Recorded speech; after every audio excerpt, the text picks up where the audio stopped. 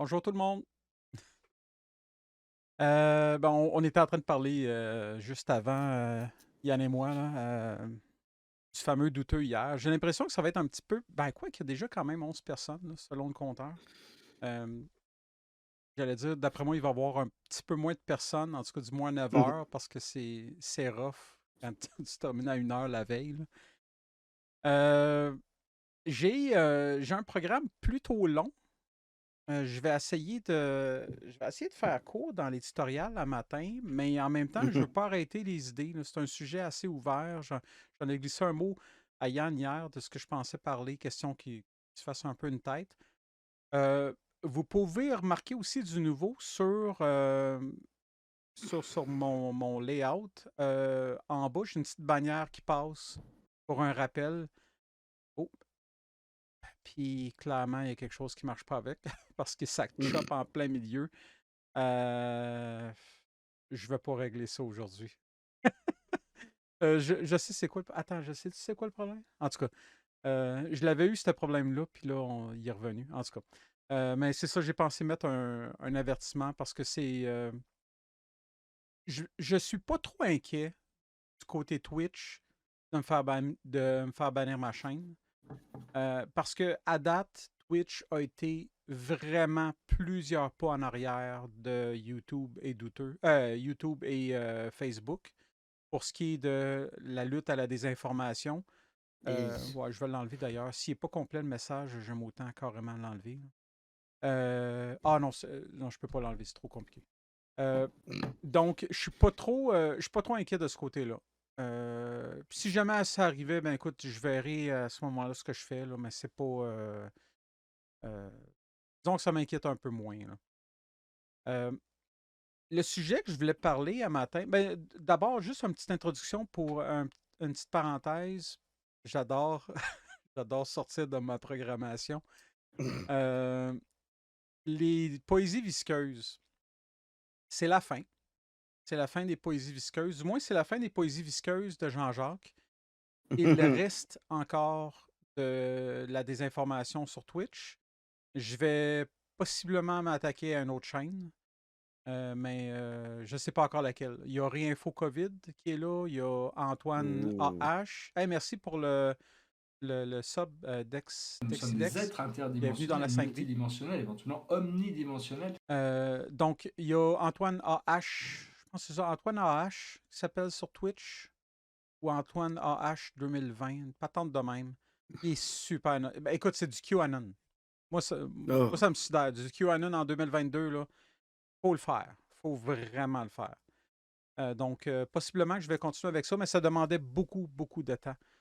Euh, ouais, c'est ça, l'image. Ouais, puis je vais en glisser un mot dessus. Je voudrais vraiment pas oublier l'image derrière. Puis regardez-moi, regardez-moi la face, là. J'ai trouvé ça vraiment bon. C'est All Caps qui a fait ça. Écoute, ça, C'est des comme le affaires, portrait de Dorian Gray, mais en plus conspi. des montages comme ça, dans le bon goût, gênez-vous pas. J'ai aucun problème avec ça. J'ai un bon sens de l'humour, ça va. Ça, c'est vraiment bon. Euh, donc, c'est ça, le sujet, c'est la désinformation. J'ai le goût de dire la désinformation en temps de guerre, mais la désinformation, je veux dire, c'est la même technique. Mais on les voit beaucoup passer, puis je pense que c'est beaucoup plus tentant de baisser nos gardes, si on veut. Tu sais, on a tous un billet de confirmation. Quand on a une nouvelle qui rentre, si elle fait notre affaire, on va être beaucoup moins critique. Si on est plus, euh, pas strict, mais discipliné, si on est plus discipliné, oui, on va avoir tendance à quand même réfléchir un peu si la source est fiable, etc. Mais on a toujours quand même un billet de confirmation. Donc, c'est important à garder en tête parce que je voyais passer beaucoup de choses sur l'Ukraine. Il y a des choses qui ont été débunkées du côté russe. Puis écoutez, je suis convaincu qu'on est aussi exposé à de la désinformation du côté ukrainien. C'est certain. Parce que des gens qui sont mal intentionnés, il y en a partout. Et à partir du moment où tu veux faire avancer un point, ben, il y a des gens qui peuvent être prêts à aller un peu plus loin puis faire preuve de malhonnêteté. Euh, je veux pas critiquer la situation dans laquelle ils sont et pourquoi ils le font.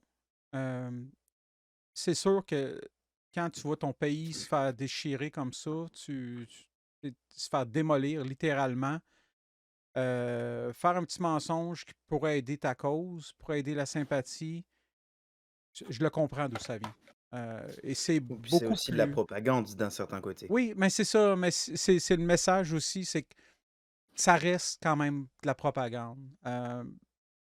C'est ça que je voulais amener ce matin. Euh, Écoute, je sais pas, Yann, si tu veux rajouter là-dessus. Moi, en introduction, j'avais juste ça pour le moment. Là. Je vais Bon, peut-être. c'est ça, Ouais. je pense que tu as pas mal fait le tour. Je pense que aussi pour un exercice de rigueur mentale, on peut toujours se forcer à se poser la question de quand on a une information, de où qu'elle vient.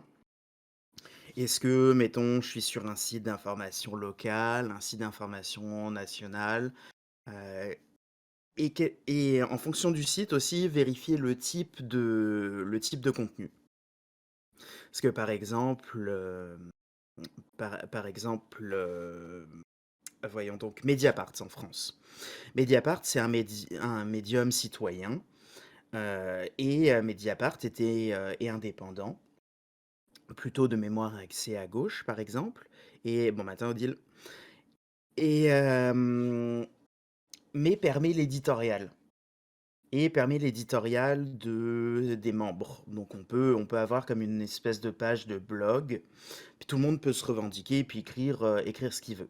Ce qui fait qu'il y a beaucoup de Mediapart, c'est quand même sérieux dans le cœur, mais beaucoup de monde a écrit n'importe quoi dessus en brouillant les lignes, en fait, comme un éditorialiste qui se veut de Mediapart, alors que finalement, c'est juste une personne lambda qui.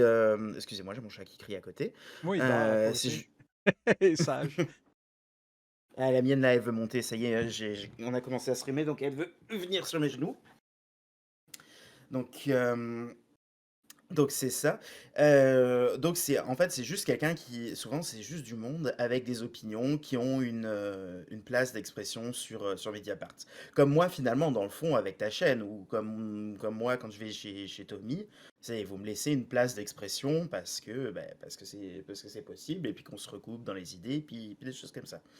Donc, il faut vraiment faire attention un petit peu aux modalités de l'expression et au support. Et aussi, parfois, ça fait pas de mal de revérifier avec des sites comme Media Fact Checking, je crois. En tout cas, ça se trouve sur YouTube assez facilement. Euh, Est-ce que le médium sur lequel on est connu pour être rigoureux ou biaisé? Et quelle est son affiliation politique? Parce que quand même, on est à l'ère des grands groupes médiatiques et on n'est jamais à l'abri, sans le savoir, ou surtout quand on utilise des médias internationaux, de considérer et puis de prendre ses sources dans un médium qui s'est fait racheter et puis qui finalement a complètement changé de bord politique, puis on le sait pas nécessairement. Donc ça, c'est toujours bon de faire cette gymnastique-là.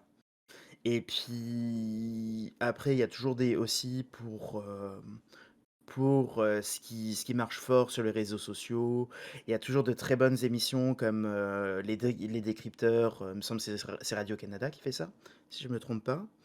Ouais, il me semble que c'est Il ça. Hein. y a les observateurs de France 24 qui sont très bons aussi, qui sont exactement le même genre. Et puis, quand on vous propose des images, parce que les images, c'est pas comme les dessins, hein, on peut les falsifier, de faire une petite recherche d'image inversée, ça fait jamais de mal. Donc je pense que c'est toujours. Et puis il faut être dans le doute raisonnable aussi à un moment. C'est quand vous êtes sur un site quand même relativement fiable, comme le site du Devoir, le site, je sais pas, euh, le, le Nouvel Observateur en France, le New York Times, ou je sais pas. Au-delà des biais politiques que ça peut avoir, on n'est pas non plus obligé d'aller chercher la petite bête de la petite bête. C'est toujours un jeu raisons à garder. Puis voilà, je pense que ça fait pas mal le tour. J'ajouterais, Puis tu sais, dans les ouais, trucs, vas-y. il y a quand même beaucoup d'indices qu'on peut avoir que le média qu'on regarde est crédible. Un de ceux que je regarde souvent, c'est l'habilité du média à corriger ses erreurs, mais corriger pas dans le sens on l'efface. Ça, c'est vraiment mauvais, là. Corriger dans le sens faire un erratum. Tommy en avait déjà parlé dans un de ses streams il y a longtemps. Ben, en fait, même, je pense que c'est plus qu'une reprise. Pour un journaliste, la plus grande peur, c'est de publier une fausse nouvelle. C'est mauvais pour la réputation et ils doivent se rétracter, faire une correction, un erratum. Donc, considérer les médias qui ont tendance à se corriger quand ils font Mmh. erreur. Euh, Ça, ça me fait mal au cœur un peu de le dire, mais je dois donner ça à Jean-Jacques. Il a fait une correction sur. Bon, il est tombé dans la victimite, mais au moins, il a quand même utilisé la tribune qu'il avait utilisée pour vomir la boîte pour faire la rétraction sur la dite boîte. Donc, ça, je trouve que c'était quand même un minimum. Après, bon, il est parti dans la victimite, mais au moins, bon, il a quand même fait la bonne chose par rapport à ça, là.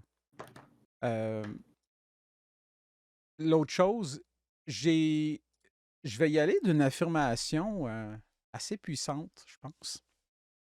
Aucun média n'est vraiment 100% objectif. Je l'ai dit. Non, mais je pense que c'est des dégradés. La vraie objectivité est pratiquement impossible. Euh, Ça ne veut pas dire C'est que le média n'est pas fiable. Mais, tu sais, on parle, c'est des employés. Le chef de pupitre a souvent, pendant une journée donnée, beaucoup plus de sujets qu'il peut en couvrir. Il doit choisir qu'est-ce qu'il va faire, qu'est-ce qui va être publié, qu'est-ce qui ne sera pas. Et ça, c'est pas un algorithme, c'est un être humain qui décide et il y a fort à parier que si c'était une autre personne, ça serait d'autres choix. Donc, qu'est-ce qu'on fait avec ça? Ben, je pense qu'il faut être à l'aise avec les choix qu'on fait. Puis probablement qu'ils sont. Dans les quotidiens sérieux, c'est justement comme le devoir. Puis même, j'irais jusqu'à dire la presse, là, de ce que j'ai vu, la presse, aussi l'habileté de couvrir plusieurs axes. J'hésite à dire plusieurs côtés de la médaille, les deux côtés de la médaille, parce que c'est pas.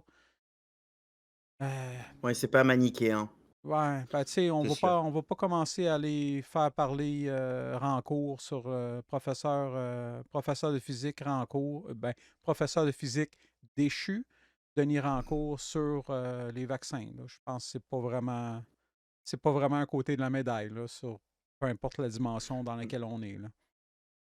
Mais ce que tu dis, c'est intéressant parce que à l'inverse aussi, faut faire attention parce qu'il y a comme finalement 2 sources qu'on peut utiliser. La source rapportée, donc quelqu'un, un journaliste ou même un éditorialiste ou même un billet d'opinion ou jusqu'au blogueur qui donne son opinion personnelle sur quelque chose. Ça, c'est vraiment plus il y a différents degrés d'opinion qui sont personnels, plus ou moins biaisés, plus ou moins avec des œillères. Et à l'inverse, on peut avoir des sources qui sont très brutes. Dans le journalisme, par exemple, il y a quelque chose qui s'appelle le gonzo journalisme, qui est du journalisme où finalement, par exemple, me semble qu'il y a ça sur Euronews. Ils l'ont fait aussi un petit peu sur France 24, qui sont des vidéos d'un fait d'actualité qui sont pas commentées.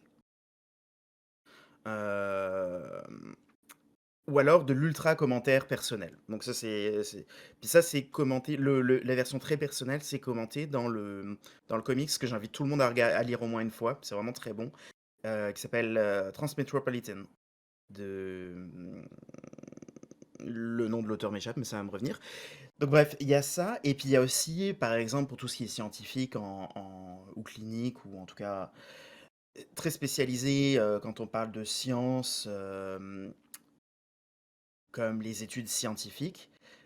Ça, à l'inverse, quand on regarde des études ou les chiffres de l'INSPQ, faut faire très attention parce que c'est des données brutes. Que les données brutes, c'est pas nécessairement toujours. C'est indicatif de plein de choses, mais une donnée brute en elle-même, si elle n'est pas interprétée et contextualisée, on peut très vite lui faire dire ce qu'on veut. C'est un peu le jeu de certaines personnalités de la désinformation, de prendre des chiffres tout à fait légitimes puis de les spinner. Ouais. D'un autre côté, c'est ce que disait Stéphane Roussel mercredi au Merconspi sur Alexis.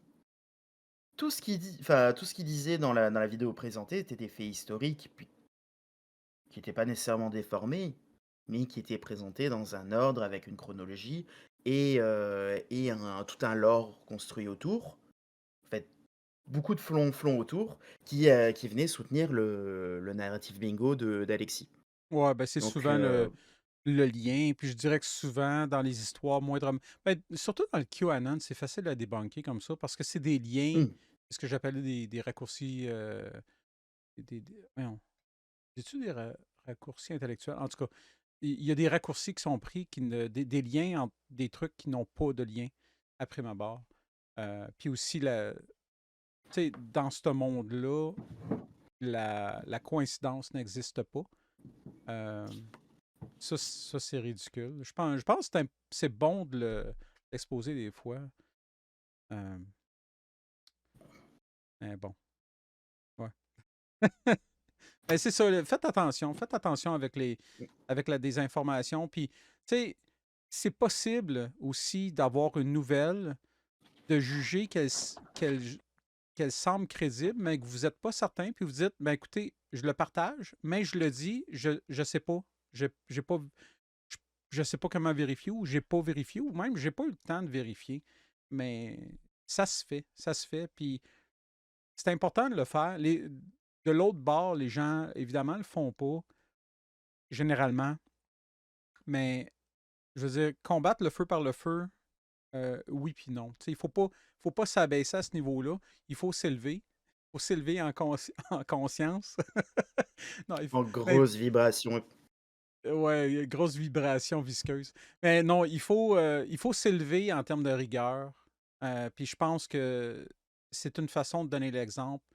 Je vous garantis qu'il y a des conspis qui vont apprendre de nous. C'est super important.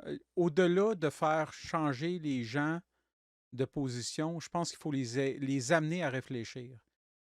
Les amener à réfléchir, les amener à développer un esprit plus critique. Puis c'est comme ça que, par eux-mêmes, ils vont peut-être finalement en arriver à une position de doute et non une position de désinformation. Parce que moi, depuis le début de la pandémie, un des trucs avec lequel j'ai beaucoup de misère, c'est une personne qui va me déblatérer des affirmations pendant 4-5 minutes, puis qu'après dit, ben là, je fais juste me poser des questions. Non, tu ne te poses pas des questions, tu fais des affirmations. Tu peux pas juste mettre un point d'interrogation à la fin d'une affirmation pour la transformer en question, là. Oh Euh, oui, le mécanisme de la question rhétorique, c'est ouais. très utilisé. On l'avait déjà d'ailleurs soulevé, me semble que c'était une vidéo avec Amélie Paul. C'est, toutes les questions ne sont pas nécessairement des questions qui apportent une réponse, enfin qui attendent une réponse. Parfois la question implique une réponse. Ouais, donc c'est le petit sujet. C'est quand même, je pense qu'on a fait le tour en un peu moins de 20 minutes, ce qui est Eh! quand même bien. On a été bon. Hein?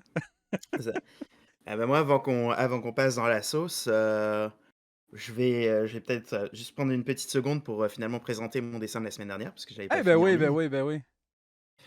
Donc ça, c'était mon dessin de la semaine dernière. Bah, surtout que c'est rapport vu que Les on va chakras, comment tu retomber. l'avais appelé déjà? C'est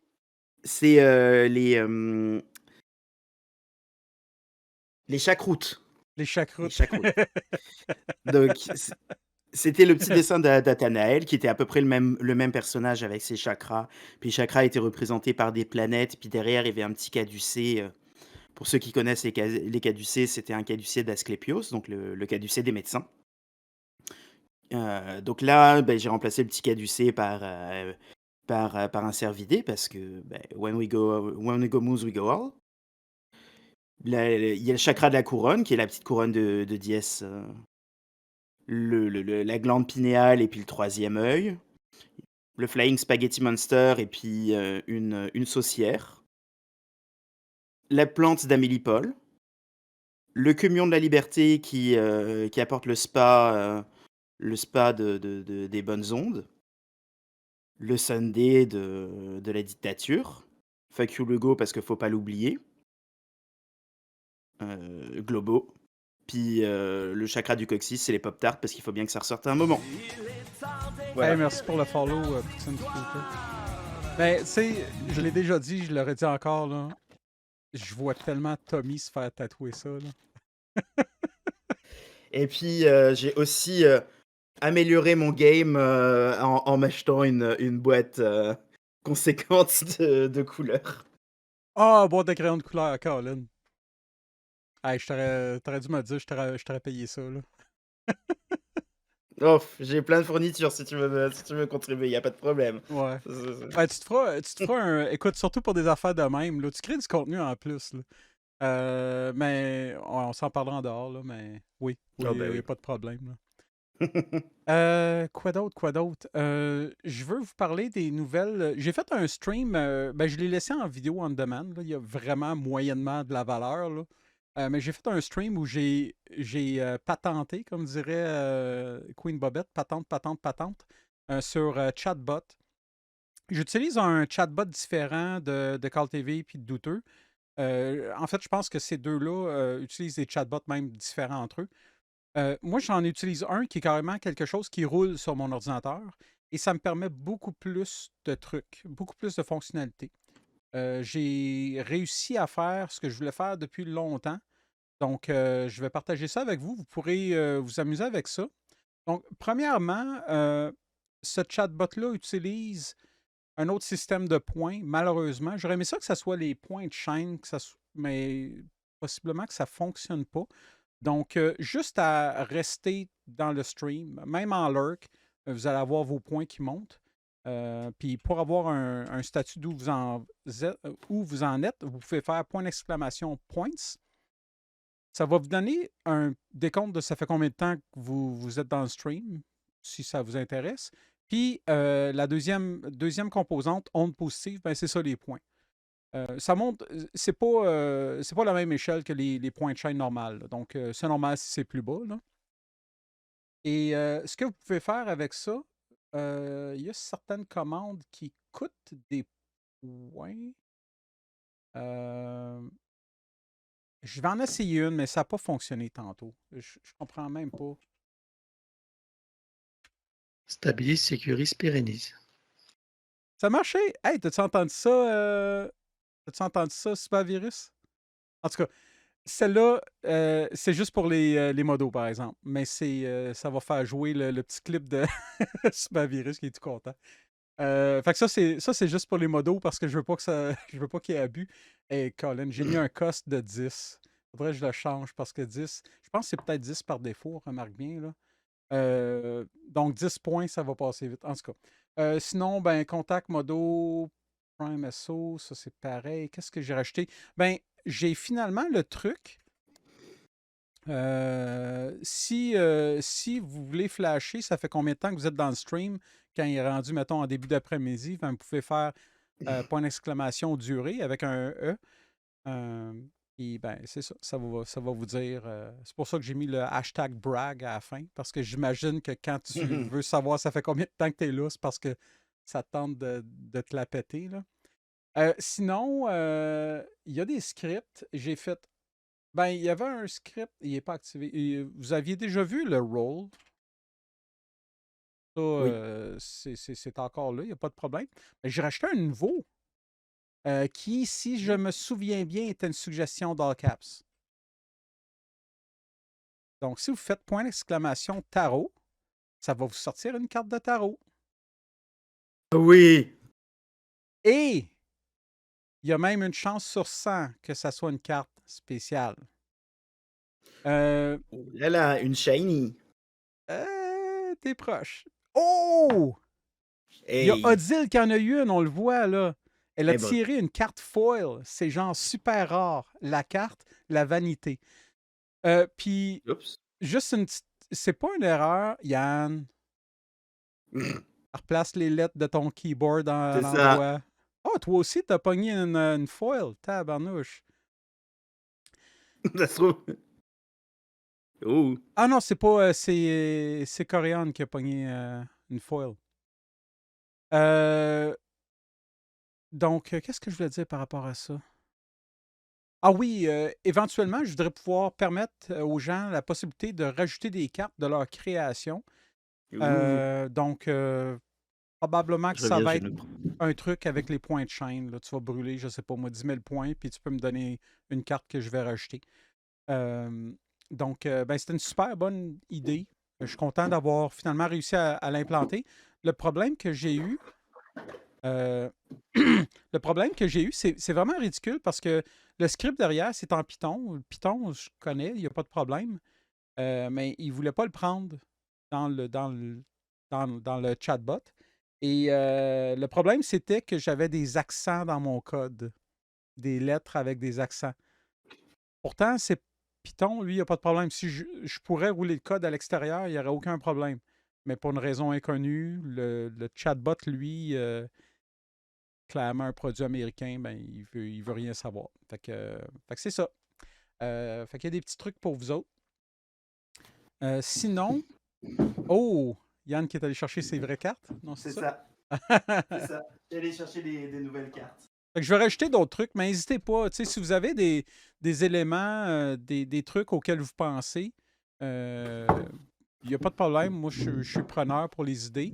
Euh, comme je dis toujours, quand j'invite les gens à me donner des suggestions, soyez pas offusqués si je la considère, je la prends pas. Je vais considérer toutes les suggestions, mais c'est la dictature, hein? Fait que c'est moi qui choisis si je veux faire de quoi ou non.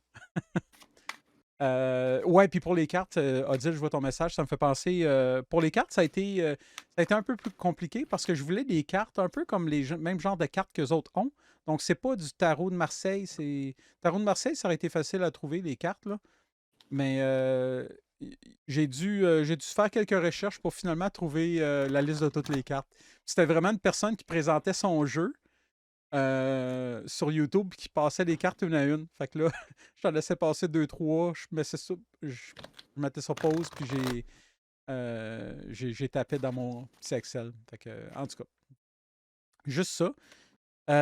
Parlons menu, ben, je vais avoir des photos à vous montrer. J'en ai plusieurs. Je suis retourné sur Solidaritas cette semaine.